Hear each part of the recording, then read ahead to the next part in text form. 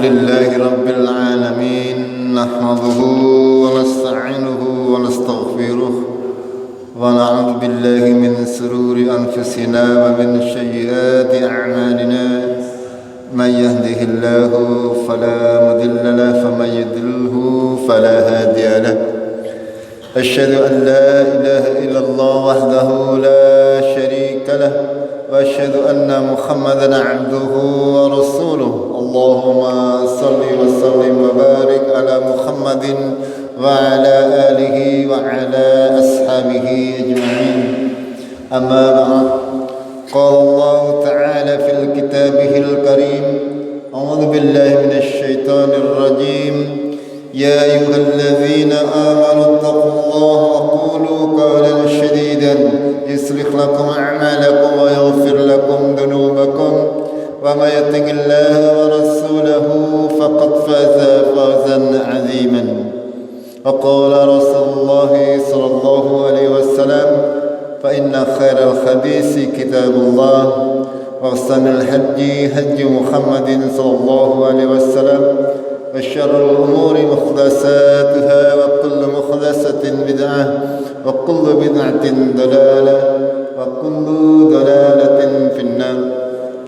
Jamaah maghrib rahimakumullah, marilah kita senantiasa memanjatkan syukur kita kepada Allah Tabarak wa Ta'ala yang sudah memberikan rahmatnya kepada kita semuanya sehingga sampai hari ini kita masih diberi kesempatan untuk mempersiapkan diri menghadapi hari-hari esok yang luar biasa berat bagi kita karena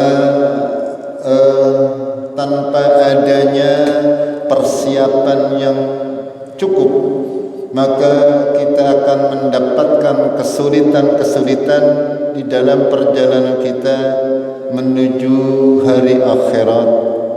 Sama halnya ketika kita mau melakukan safar ke tempat yang jauh, kalau kita tidak punya bekal yang cukup, maka nanti akan membuat kita tidak merasa nyaman di tempat tujuan kita. Untuk itu, jamaah rahimakumullah, kita akan lanjutkan kajian kita terkait dengan rukun iman. Rukun iman diantaranya adalah beriman kepada hari kiamat atau hari-hari akhirat. Ini merupakan kajian akidah, kajian keimanan,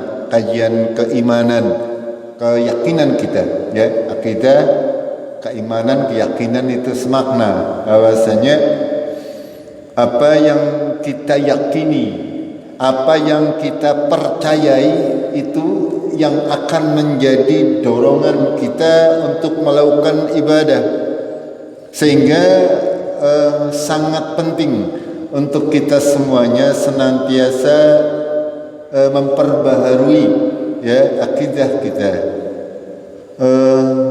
memaksimalkan atau mengoptimalkan apa-apa yang kita yakini benar dari Allah Tabarak wa Ta'ala, khususan untuk masalah keimanan terhadap hal-hal yang gaib, hal-hal yang memang tidak kita punyai ilmunya, ya, tidak akan kita punyai ilmunya, akan tetapi alhamdulillah kita diberi keyakinan oleh Allah untuk mengimani hal-hal tersebut, sehingga keimanan ini harus senantiasa kita pupuk. Keyakinan kita, ya, terhadap hari-hari akhirat harus kita senantiasa pupuk. Dengan cara apa pupuknya? Dengan cara memahami lebih jauh.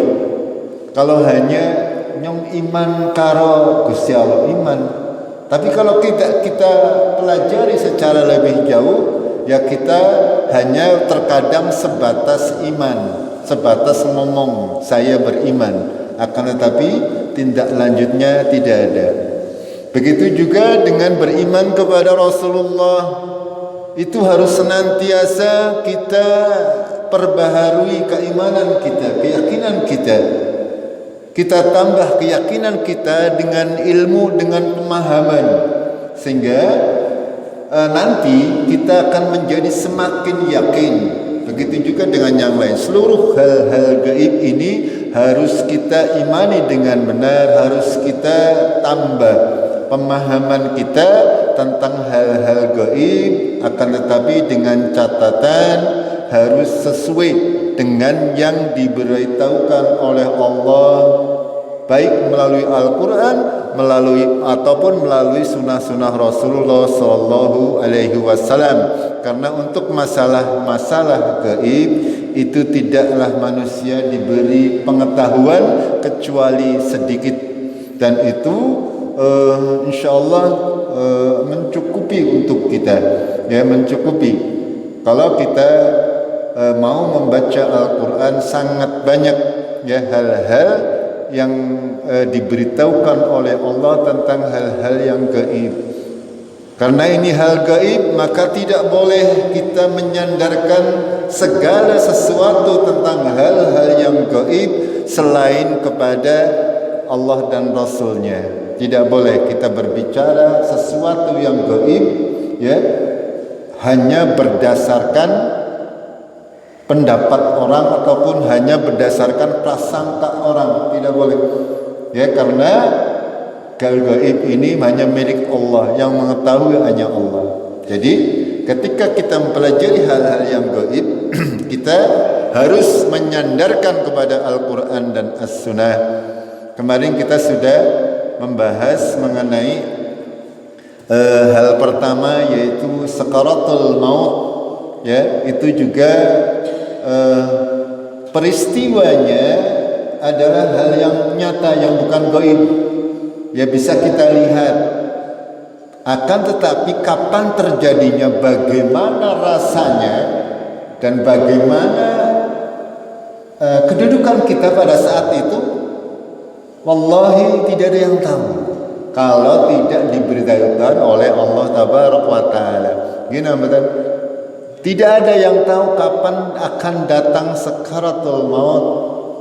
Di dalam surat Qaf kita sudah sering mendengarnya, saya juga sering sekali membacanya, ya.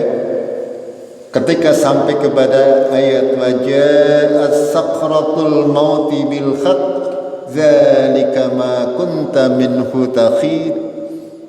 Ketika datang, dan datanglah kepada kita semuanya sakratul mauti bil haqq, datang saat-saat sakaratul maut dengan benar. Dengan benar artinya bahwa pasti akan datang sesuai dengan yang digambarkan oleh Allah di dalam Al-Quran maupun yang digambarkan oleh Rasulullah di dalam Sunnah. Ini maksudnya. Bagaimana yang digambarkan oleh Allah dan Rasulnya ini pasti akan datang kepada kita ketika masanya itu tiba. Dan ini adalah awal dari perjalanan kita menuju alam akhirat. Setiap kita membaca ayat-ayat tentang sakaratul maut, semestinya kita merasa pedih, ya, pedih lah gampangannya, merasa sangat takut. Karena apa? Karena bisa saja sakaratul maut itu datang nanti, ya, besok atau lusa. Kita yang merasa seolah-olah sehat, ternyata besoknya kejet paribasan. Itu. Ini yang harus kita pahami, ya. Lalu dalam ayat yang lain, surat Al-Qiyamah, Allah berfirman, kalla idza balagatit taraqiya wa qila man raq wa dhanna annahu al-firaq wal taffatus saqu bis-saq ila rabbika yawma idinil masaq. Secara lengkapnya seperti itu.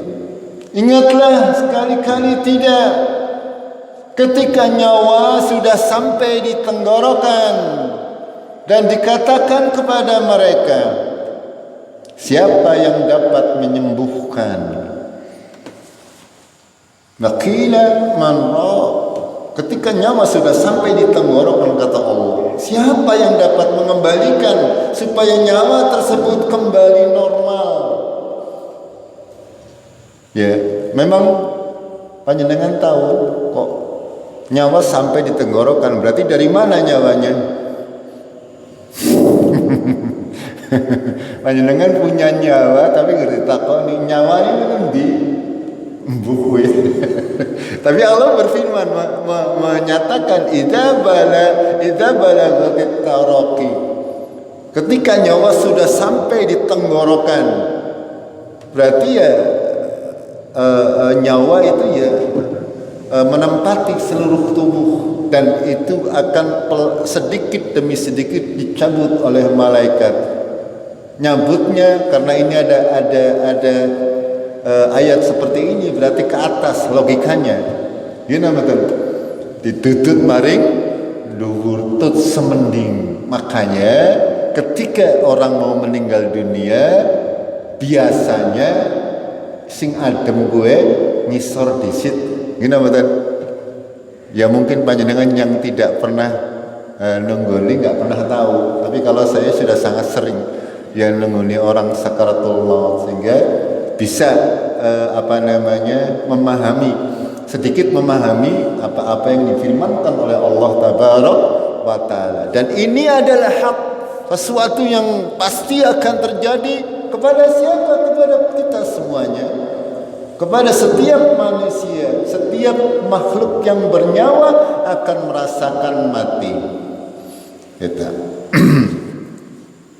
Dan ketika nyawa sudah sampai di tenggorokan, manusia wadhanna annahul firaq, manusia semuanya sudah yakin bahwa saat itu adalah saat kematiannya. Ya, ketika hal tersebut sudah terjadi, maka manusia sudah yakin, wis ngerti bahwa ini adalah kematian saya. Dan apa yang terjadi jika kira-kira ya pemikiran panjenengan ketika menghadapi hal seperti itu? Monggo jajal. Kita berpikir sendiri-sendiri ketika kita menghadapi hal seperti itu, ketika nyawa sudah di tenggorokan, kita masih punya kita masih bisa berpikir. Karena masih di tenggorokan, berarti otak kita masih bisa bekerja, walaupun sedikit. Yang kita hadapi, yang kita fikirkan, yang kita ada dalam pikiran kita adalah kita akan menghadap Allah Tabarak wa Ta'ala. Itu. Kenapa bisa demikian? Karena di Al-Quran juga disebutkan ketika Raja Fir'aun mau tenggelam, sama keadaannya, ya, idza balagatit taraqi, nyawanya sudah sampai di tenggorokan. Dia walaupun tadinya menentang Musa, menentang Harun, tidak mau beriman. Ketika nyawanya sudah sampai di tenggorokan, dia baru berkata, amantu bi Rabbi Musa wa Harun. Tapi nyawanya sudah sampai di tenggorokan. Aku beriman kepada Tuhannya Musa dan Harun. Go ngapa? Itu sudah tidak diterima. Ini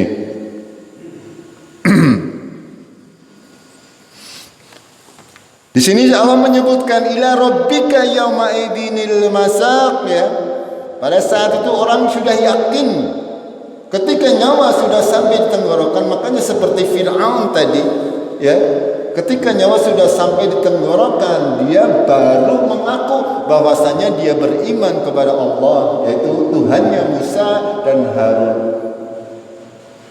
Karena semua manusia sudah yakin, ya, bahwa dia akan dihalau kepada Tuhannya. Ila rabbika yauma idinil masaq. Dalam lanjutan ayatnya, apalagi dia seperti yang difirmankan oleh Allah, fala saddaqa wala shalla. padahal dia tidak mau berinfak, bersedekah, tidak mau sholat.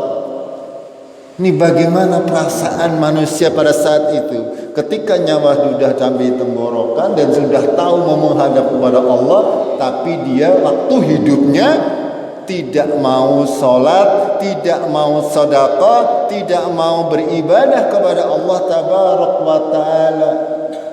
Seperti apa rasanya?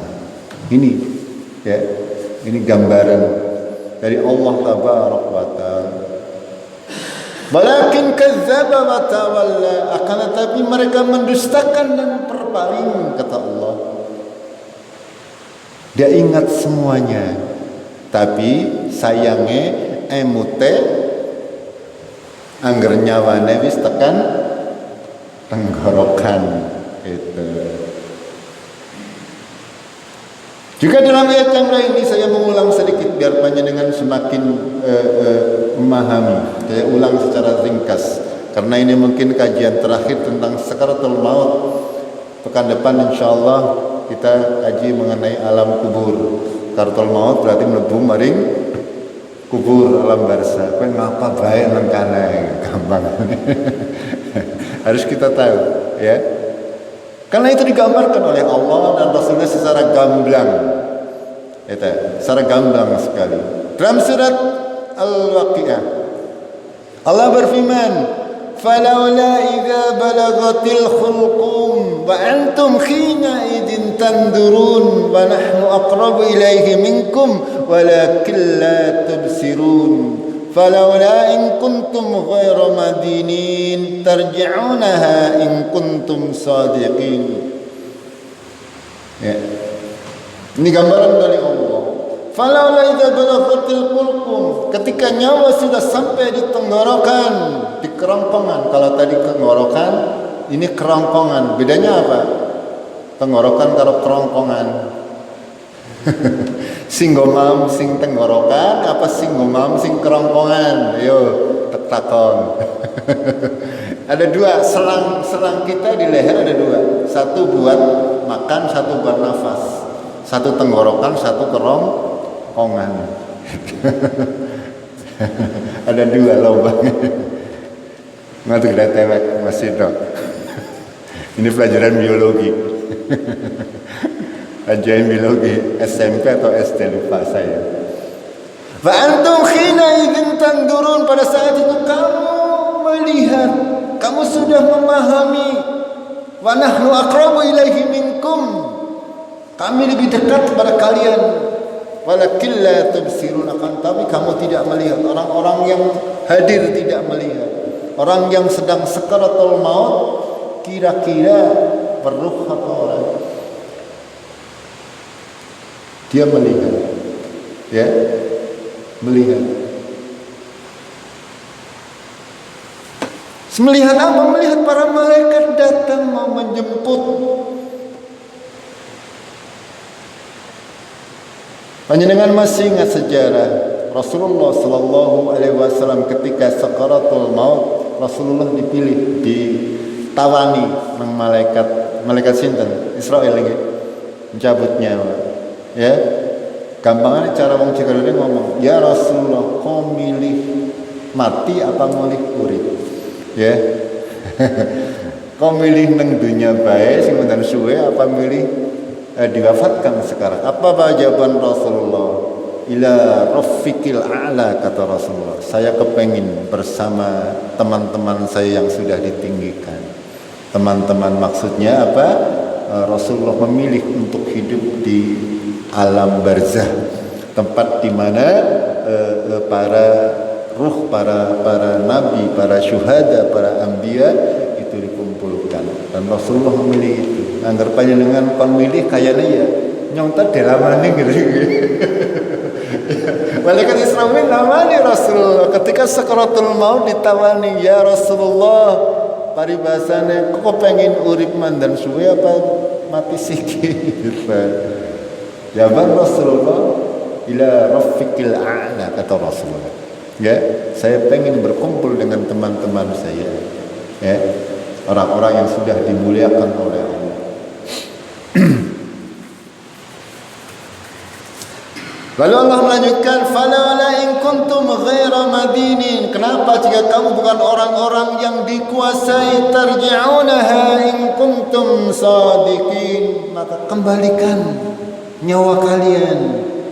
Undang, ya panggil semua manusia, panggil semua dokter yang paling canggih. Anggar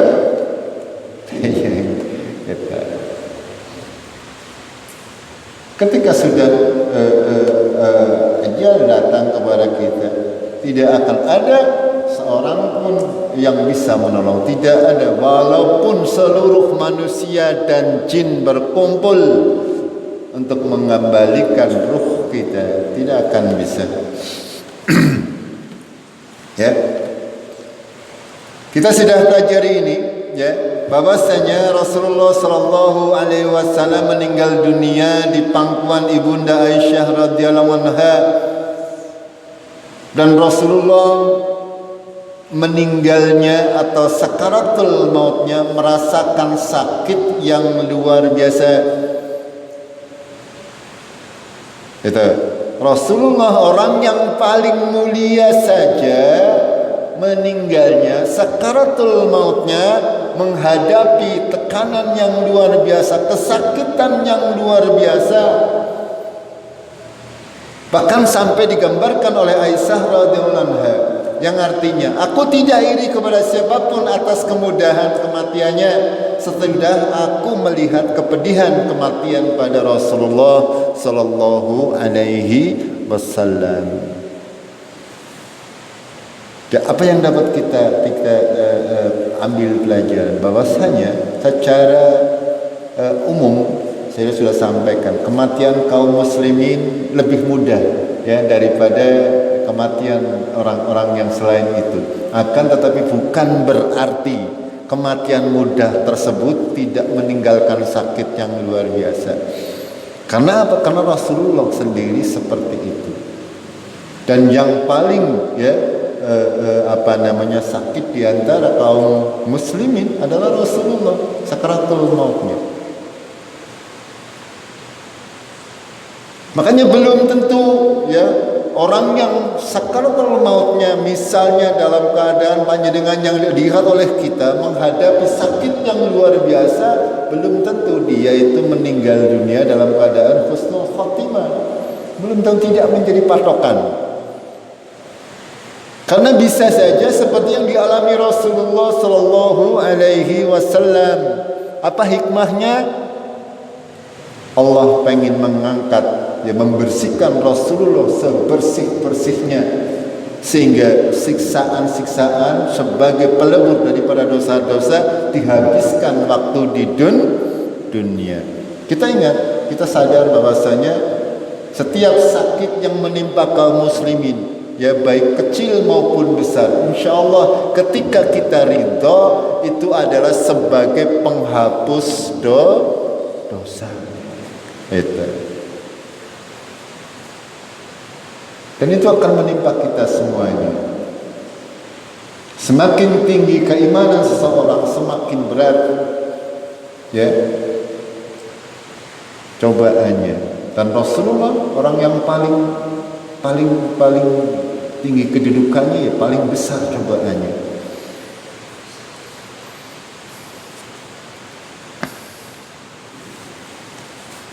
Lalu Rasulullah mengabarkan kepada kita semuanya bahwasanya Allah memberikan kabar gembira kepada kaum muslimin ketika mengalami peristiwa sakaratul maut.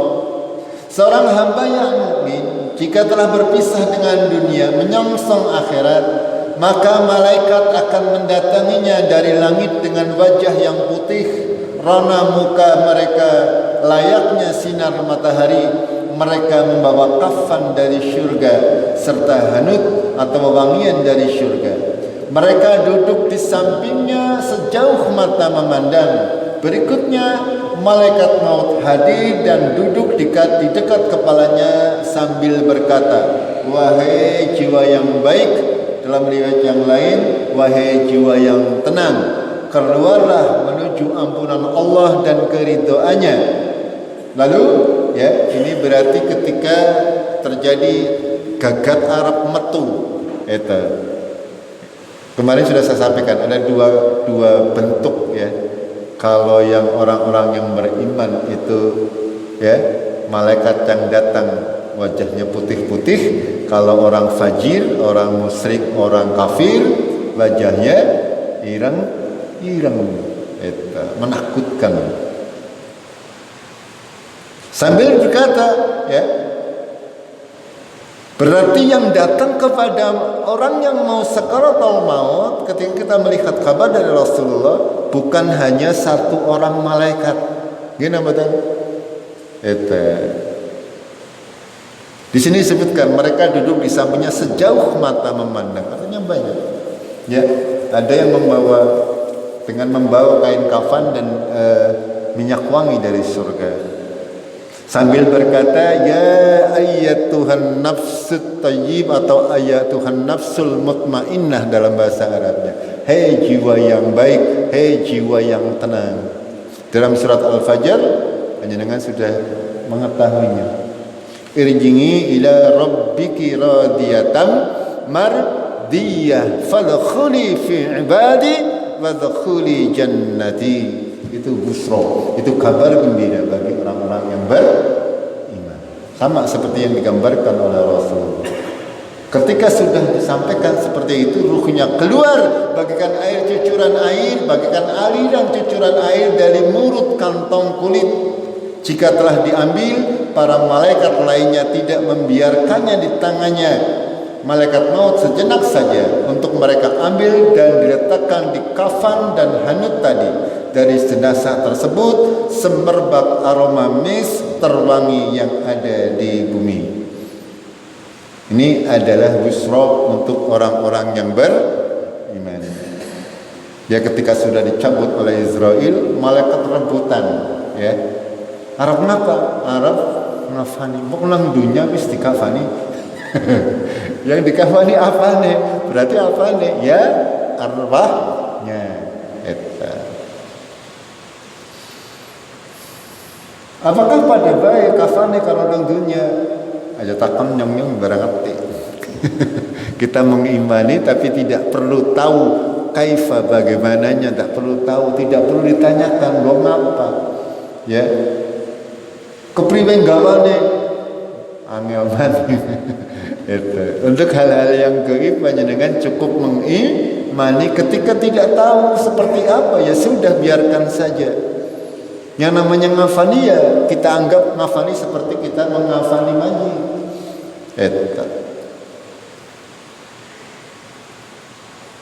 Itulah seperti itu ya ketika kita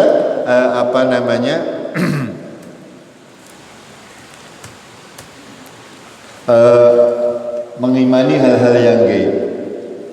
Sedangkan orang yang kafir, maka ruhnya akan keluar dengan susah payah, ia tersiksa dengannya, seperti yang digambarkan dalam ayat-ayat Al-Quran tadi.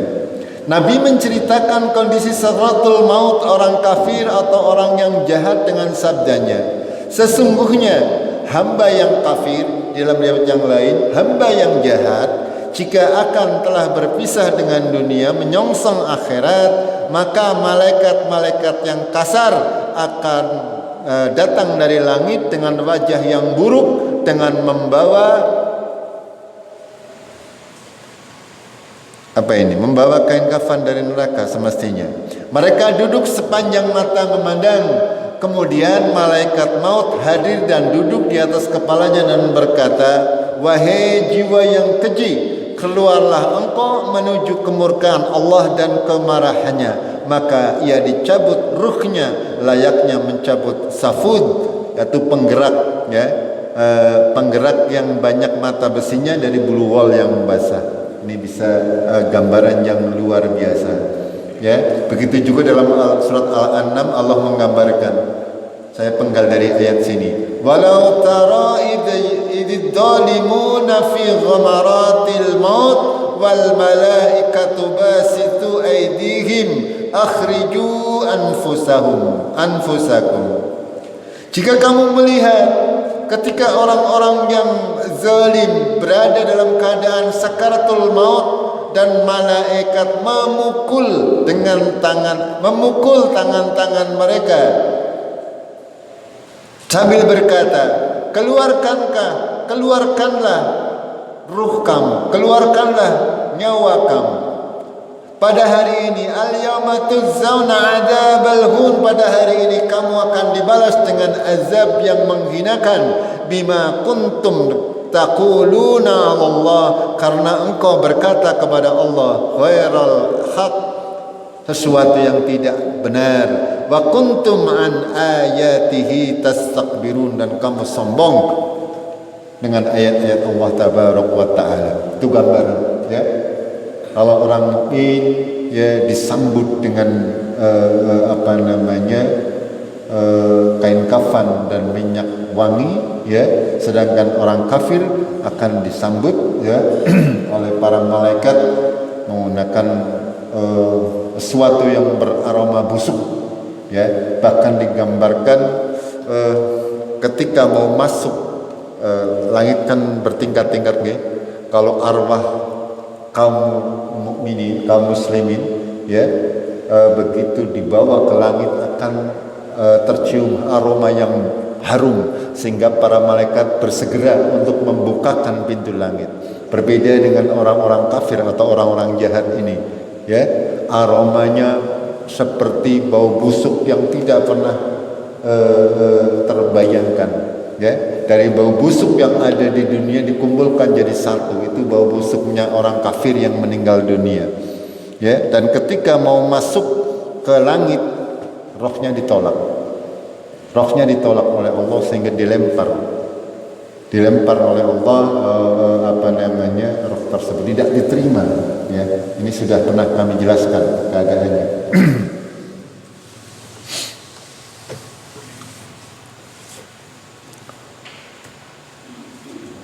Kita lanjutkan. Lalu hal-hal yang harus dilakukan, ya, ketika ada orang sakaratul maut. Saya persingkat agar supaya nanti mencukupi waktunya. Jika kita mendapati keluarga kita atau kerabat kita atau tetangga kita atau siapa saja dalam keadaan sakaratul maut atau sakit yang dimungkinkan akan menghadapi kematian, ya, yang pertama sesuai dengan aturan syariat adalah kita yang sakit terlebih dahulu kalau masih mungkin adalah bersegera berwasiat, gitu. Ya, kalau masih mungkin masih sadar, masih bisa mengingat semuanya, segera untuk berwasiat kepada keluarganya, mendatangkan saksi, 2 orang saksi, kalau perlu ditulis biar tidak lupa, gitu. Kalaupun tidak ditulis tidak apa-apa, yang penting ada 2 orang saksi. Kemarin sudah kami jelaskan. Lalu hendaklah kita yang sehat senantiasa memberi nasihat kepada orang yang sedang sakaratul maut, untuk senantiasa berbaik sangka kepada Allah, senantiasa berbanyak taubat, memperbanyak istighfar, bersabar dan menerima ketentuan dari Allah tabaraka wa taala. Itu yang harus kita pahami. Ya, harus kita sampaikan kepada orang yang sakit maupun orang yang sedang menghadapi sakaratul maut. Lalu agar kita senantiasa menjauhkan hal-hal yang dilarang oleh Allah dari sekeliling, ya, orang yang sedang menghadapi sakaratul maut. Di antaranya apa? Sudah kami jelaskan kemarin, ya. Gambar-gambar, ya, ataupun hal-hal yang bertentangan, patung-patung dijauhkan, jangan didekatkan dengan orang yang sedang sakaratul maut, agar bisa dibuang selamanya. Itu. Begitu juga bunyi-bunyian musik dan sebagainya, jangan sekali-kali diperdengarkan kepada orang yang sakaratul maut. Engkau lagi takoni, ya, mbok jawab, ya, suruh membaca la ilaha illallah, yang keluar malah lagu dangdut, kan repot ini. Itu. Karena apa? Karena apa yang kita katakan, apa yang kita doakan itu ketika keadaan sakaratul maut, ya, itu diamini oleh para malaikat. Ya. Yang ketiga, sebisa mungkin ada di antara keluarga yang menjaga beliau, ya, sehingga sewaktu-waktu beliau mau meninggal dunia ada yang mentalkin, ya. Ini sudah kami jelaskan juga. Jangan sampai ditinggal, ya, jangan sampai ditinggal agar supaya kita karena apa? Karena syaitan senantiasa mendatangi orang sakaratul maut, berusaha menyesatkan. Ya, setan itu akan berusaha menyesatkan manusia dari mulai kita lahir sampai mati. Berarti sakaratul maut saja, pas sakaratul maut saja itu masih diganggu oleh syaitan. Sehingga kita wajib untuk senantiasa mendatangi atau menjaga. Ya, makanya Rasulullah menyuruh kepada kita untuk mentalkin, ya, orang yang mau meninggal untuk mengucapkan la ilaha illallah.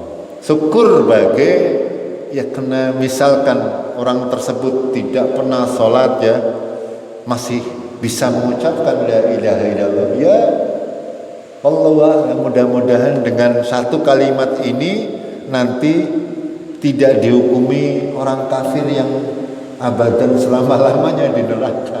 Itu. Jadi monggo ini ketika kita mendapati, karena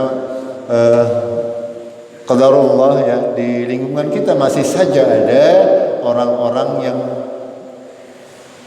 apa ya saya katakan tidak mau sholat. Terus bagaimana? Bagaimana kita menolong, mendoakan, ya? Kalau mendoakan kan wis di modal, ngene mboten. Anggar ora di modal, ya angel. Bahkan ketika dia sudah keluar dari Islam, kita tidak boleh mendoakan. Makanya ini mudah-mudahan, ya, dengan tuntunan Rasulullah SAW, ketika ada orang yang sakaratul maut, kita bimbing agar supaya mengucapkan la ilaha illallah. Syukur anggar asih kayak ngomong gitu. Kalau sudah tidak sadar, ya tidak berfaedah. Karena Rasulullah bersabda, "Man kana akhir kalamihi la ilaha illallah dakhala al-jannah." Orang siapa yang akhir perkataannya la ilaha illallah, dia masuk surga. Kepenak nih. Kepenak ngomongnya teori ini. Akan tetapi prakteknya, ya, kalau sehari-harinya tidak pernah mau beribadah kepada Allah, seperti Abu Thalib, ya, seperti Abu Thalib disuruh mengatakan la ilaha illallah tetap tidak bisa.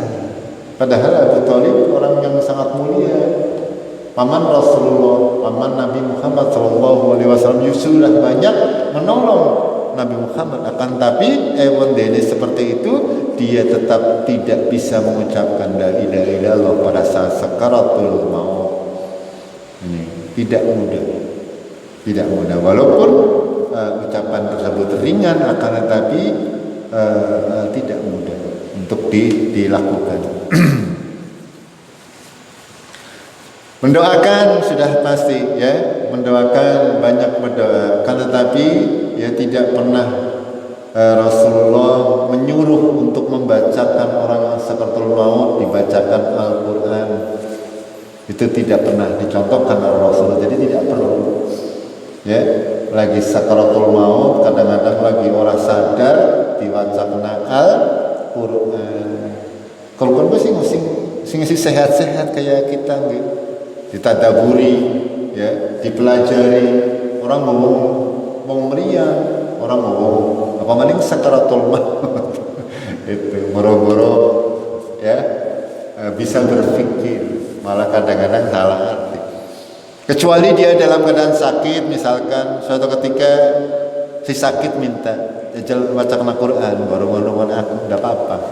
Itu. Tapi ketika tidak meminta tidak perlu. Karena memang tidak pernah contohkan oleh Rasulullah. Itu. Begitu juga dengan waktu sakaratul maut. Tidak perlu untuk dibacakan Al-Quran. Apalagi surat-surat tertentu, ya, seperti yang berlaku di masyarakat. Ya, orang menganggap bahwasanya ketika mau meninggal dunia dibacakan surat Yasin, itu dasar dari mana? Tidak ada dasarnya sama sekali. Itu. Kok mereka melakukan, ya biarkan saja, itu keyakinan mereka. Okay? Kalau kita keyakinannya cukup dengan talqin. Karena kita tahu bahwasanya Al-Quran itu adalah petunjuk bagi yang hidup. Orang mati, orang yang sakaratul maut tidak bisa memahami Al-Quran. Ya. Padahal perintah Allah ketika dibacaan Al-Quran kita disuruh mendengarkan dan mentadaburinya. Itu. Makanya kita harus bisa menempatkan di mana kita membaca Al-Quran, di mana kita mau memperdengarkan Al-Quran. Jangan salah tempat. Ya. Kenapa salah tempat? Banyak yang salah tempat. Nang pasar contohnya, ya di setelnya murotal Quran. Ya, akhirnya orang tidak banyak mendengarkan, sehingga banyak mengabaikan. Makanya kita harus pintar, ya, menempatkan segala sesuatu. Yang terakhir bahwasanya setan senantiasa menggoda manusia sampai menjelang mati. Hal ini disebutkan oleh Allah dalam surat Al-A'raf. Allah berfirman, "Qala fabima aghwaytani la'aqudanna lahum siratakal mustaqim." Setan berkata, iblis berkata, ya, ketika iblis diperintah oleh Allah untuk sujud kepada Nabi Adam, akan tapi iblis tidak mau. Karena apa? Karena sombong, merasa lebih baik daripada Adam. Ya, khalaqtani minan nar wa khalaqtahu minat turab, kata orang iblis. Engkau ciptakan saya dari api, sedangkan engkau ciptakan Adam daripada tanah. Kenapa saya harus tunduk kepada Adam? Itu jawaban iblis. Apa kata Allah? Sombong kamu tidak pantas berada di surga. Keluar kamu menjadi orang-orang yang terkutuk sampai hari kiamat. Dan ini ayat terusannya, lanjutannya. Iblis berkata, karena engkau telah sesatkan aku, maka sungguh aku akan hoda mereka, manusia, dari jalanmu yang lurus. Summa kemudian la'atiyannahum min baini aydihim wa min khalfihim. Kemudian aku akan datangi anak cucu Adam ini dari depan dan dari belakang mereka. Wa an aymanihim wa an syama'ilihim, dari kanan dan kiri mereka. Wa la tajidu aktsaruhum syakirin. Dan engkau ya Allah tidak akan mendapati dari kebanyakan anak cucu Adam menjadi hamba-hamba yang syakirin. Ini sumpahnya iblis. Dia akan senantiasa menggoda anak keturunan Nabi Adam dari depan, dari belakang, dari samping kanan, samping kiri, dari atas, dari bawah. Diberi angan-angan yang memabokkan. Godaan setan luar biasa. Setiap sendi kehidupan kita, dari mulai kita tidur sampai tidur lagi, semuanya, ya, diiringi oleh syaitan. Ketika kita tidur, setan batiri mulai harus berhenti. Dibatiri setan, tenang baik. Kita berlindung kepada Allah. Bahkan ketika kita berhubungan suami istri, syaitan yang medu-medu baik. Makanya kita harus berlindung kepada Allah agar supaya panjenengan ora campur karo syaitan. Kalau kita tidak berdoa, kita bisa saja dicampuri oleh syaitan di dalam berhubungan suami istri. Makanya kita harus berdoa kepada Allah.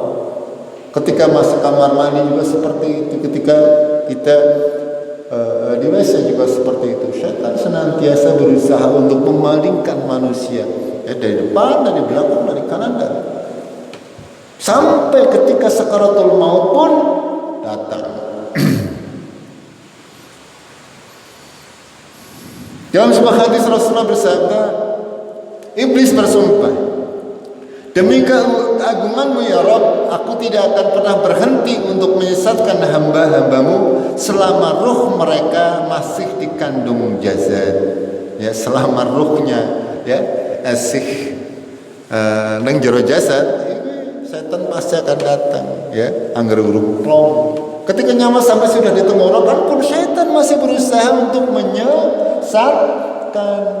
Dalilnya apa? Dalil seperti Abu Thalib, ya, dalam keadaan sakaratul maut, Nabi mentalkin beliau untuk mengucapkan la ilaha illallah, ya, nang kupingnya setane, ya, sama, ya, aja gelem itu seperti itu.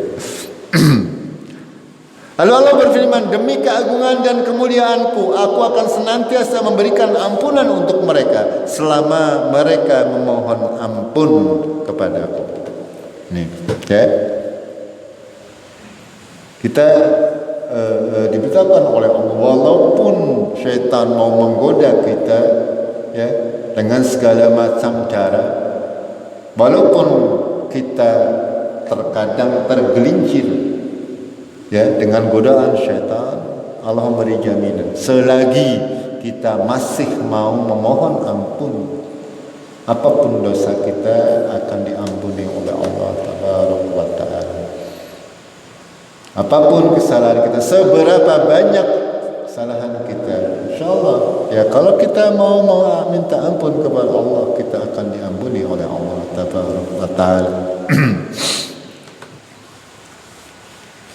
Lalu dari Jabir, Rasulullah sallallahu alaihi wasallam bersabda, "Inna syaitan la yakhduru akhadakum kam'ida kulli syai', ya, min syai'ini."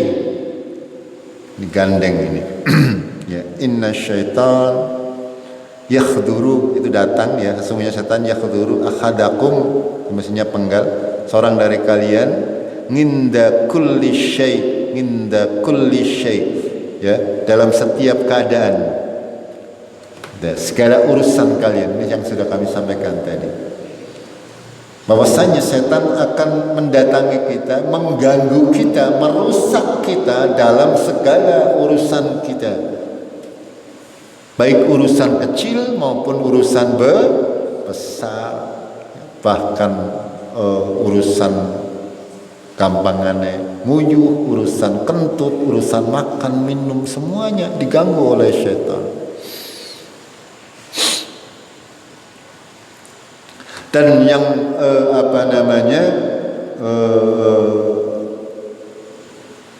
menjelang sakaratul maut, ya, itu adalah saat dimana syaitan, usaha terakhir dari syaitan untuk senantiasa menjerumuskan manusia. Dalam satu doanya Rasulullah sallallahu alaihi wasallam mengucapkan, aku berlindung padamu agar tidak disesatkan syaitan ketika kematian.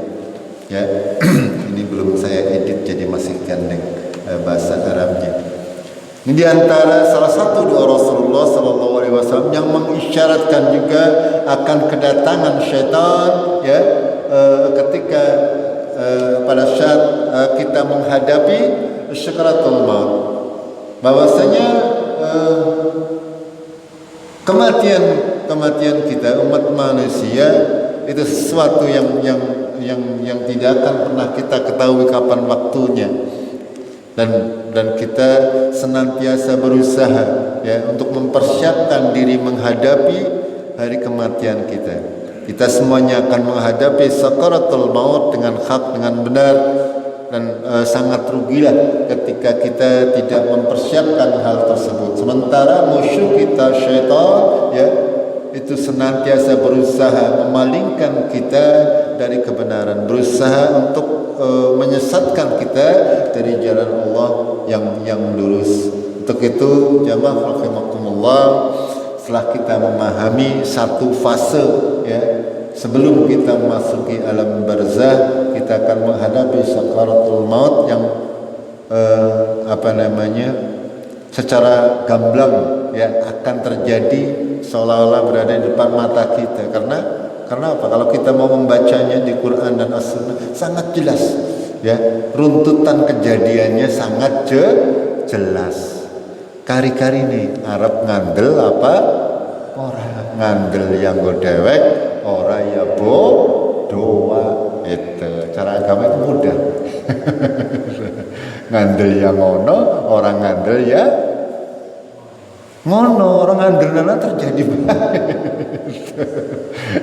Jadi maka kita berlindung kepada Allah agar supaya kita dijauhkan dari syaitan pada saat kita hidup, pada saat kita menjelang kematian kita, dan pada saat sakaratul maut. Itu saja ya untuk materinya, insyaallah ya, untuk seri kajian sakaratul maut sudah selesai. Pada yang akan datang insyaallah kita akan mengkaji terkait alam barzah atau alam kubur. Ada yang mau ditanyakan? Silakan, barangkali ada. Tidak ada? Kalau tidak ada, kita akhiri dengan kafaratul majlis. Subhanakallahumma wa bihamdik, asyhadu an la ilaha illa anta, astaghfiruka wa atubu ilaik. Assalamualaikum warahmatullahi wabarakatuh.